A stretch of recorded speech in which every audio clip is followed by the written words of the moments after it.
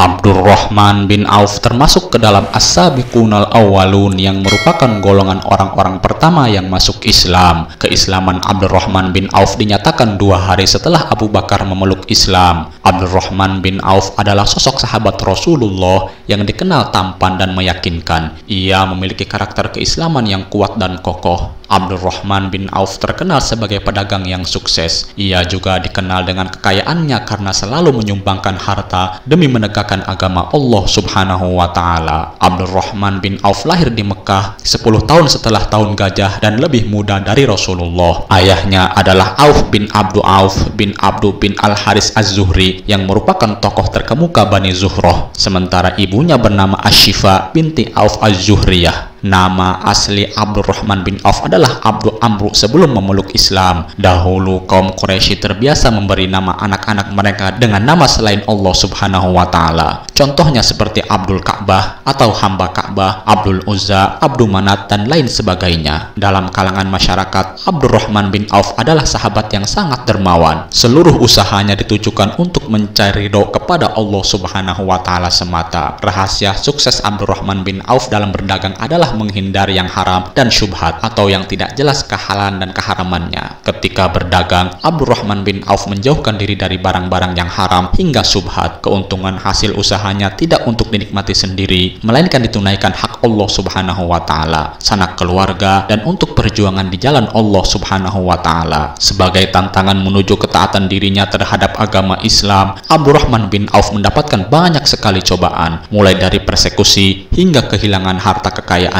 Namun ia tidak pernah merasa putus asa. Sebaliknya, ia malah melihat kesempatan tersebut untuk membuka lembaran baru dalam hidupnya. Saking rajin dan gemar bersedekah, harta Abdurrahman bin Auf terbilang subur, sampai-sampai ada penduduk Madinah yang berkata bahwa seluruh masyarakat di sana berserikat dengannya. Dari hanya 1/3 dipinjamkan kepada mereka, 1/3 membayari utang-utang mereka, 1/3 lainnya dibagi-bagikan kepada mereka. Setelah Rasulullah wafat, Abdurrahman bin Auf bertugas menjaga kesejahteraan dan keselamatan para istri Rasulullah. Karenanya ia memenuhi segala kebutuhan mereka dan mengadakan pengawalan bagi ummahatul mukminin tersebut bila berpergian. Bahkan suatu ketika Abdurrahman bin Auf membeli sebidang tanah dan membagi-bagikannya kepada Bani Zuhroh serta ummahatul mukminin. Ketika jatah Aisyah radhiyallahu anha diberitahu, beliau bertanya, "Siapa yang menghadiahkan tanah itu untukku?" Abdurrahman bin Auf jawab si petugas. Lalu Aisyah berkata, "Rasulullah pernah berkata, tidak ada orang yang kasihan kepada kalian sepeninggalku kecuali orang-orang bersabar." Semakin banyak keuntungan yang diperoleh Abdurrahman bin Auf, semakin besar pula kedermawanannya dalam menyumbangkan harta di jalan Allah Subhanahu wa Ta'ala. Hal ini ia lakukan secara sembunyi maupun terang-terangan. Selalu bersedekah dan memberikan hartanya, Abdurrahman bin Auf tidak juga jatuh miskin. Justru kehidupannya terus meningkat. Keberhasilannya dalam bisnis membuatnya dijuluki sebagai tangan emas, karena apapun yang dikerjakan selalu sukses dan membuahkan hasil yang besar. Di saat Abdurrahman bin Auf merelakan semua hartanya agar jatuh miskin, saat itu pula Allah Subhanahu wa Ta'ala memberikan limpahan harta berkali-kali lipat untuknya. Dalam perang Uhud, Abdurrahman mendapatkan 20 luka yang salah satunya membuat kakinya cacat permanen. Ia bahkan sulit berbicara karena giginya patah dalam perang Uhud. Abdurrahman bin Auf juga sempat menolak untuk menjadi khalifah atau pemimpin umat Islam sepeninggal Umar bin Khattab. Saat itu 6 orang sahabat sedang berunding menentukan khalifah baru. Semua sepakat menunjuk Abdurrahman, tapi ia menolak dan meminta Utsman bin Affan untuk menjadi Khulafaur Rasyidin kala itu. Ketika Rasulullah hendak hijrah ke kota Madinah, Abdurrahman termasuk orang yang menjadi pelopor untuk mengikuti ajakan hijrah Rasulullah itu. Di Madinah, Rasulullah banyak mempersaudarakan kaum Muhajirin dan kaum Ansor. Layaknya para Muhajirin lainnya, ia pun meninggalkan seluruh hartanya di Mekah, sehingga setibanya di Madinah, ia tidak memiliki harta apapun. Diriwayatkan dari Anas bin Malik, Rasulullah telah mempersaudarakan Abdurrahman dengan Sa'ad bin Al-Arabi Al-Ansori tatkala tiba di Madinah. Kemudian Sa'ad berkata kepadanya, "Saudaraku, aku adalah salah seorang penduduk Madinah yang mempunyai harta banyak, maka pilihlah dan ambillah. Aku juga memiliki 2 orang istri. Lihatlah salah satunya yang menarik hatimu, sehingga aku bisa mentalakannya untukmu."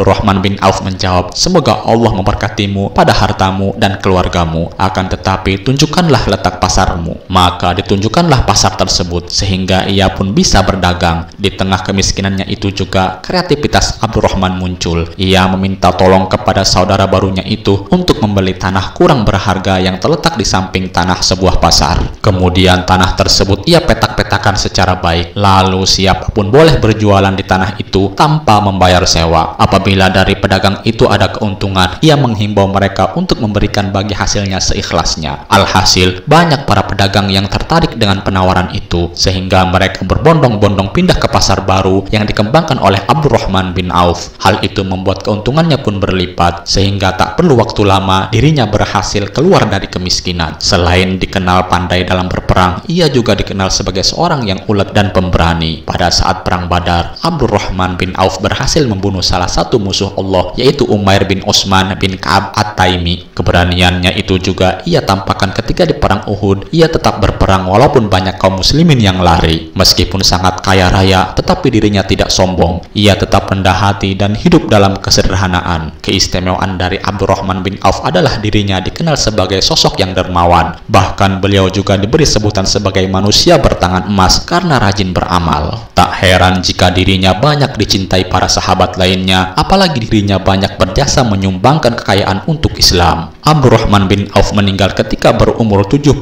tahun pada tahun 31 Hijriah, namun pendapat lain menyebutkan tahun 32 Hijriah. Ia dimakamkan di pekuburan Baqi yang diimami oleh Utsman bin Affan berdasarkan wasiatnya. Ia meninggalkan 28 anak laki-laki dan 8 orang perempuan. Dalam sebuah riwayat dikisahkan bahwa harta peninggalan Abdurrahman bin Auf itu ada yang berupa emas murni, sedangkan 4 orang istrinya masing-masing menerima harta warisan sebanyak 80.000 dinar pada saat itu. Disebutkan nilai kekayaannya saat Abdurrahman wafat sekitar 6 triliun. Bahkan dia pernah memberikan 200 uqiyah emas untuk memenuhi kebutuhan logistik selama perang Tabuk. Saat ada seruan untuk berinfak dari Rasulullah, ia tak pernah berpikir panjang dan ragu-ragu. Begitu pula saat perang Badar yang jumlahnya mencapai 100 orang, ia memberikan santunan 400 dinar kepada masing-masing veteran. Abdurrahman bin Auf juga menyumbangkan 40.000 dinar, 500 ekor kuda, dan 1.500 unta untuk para pejuang. Tidak hanya itu, ia juga pernah bersedekah dengan membeli kurma yang hampir busuk dari para sahabat di Madinah. Semua pedagang pun sontak gembira karena kurma mereka bisa dijual. Itulah tadi kisah singkat mengenai sahabat Nabi Abdurrahman bin Auf. Semoga bermanfaat. Assalamualaikum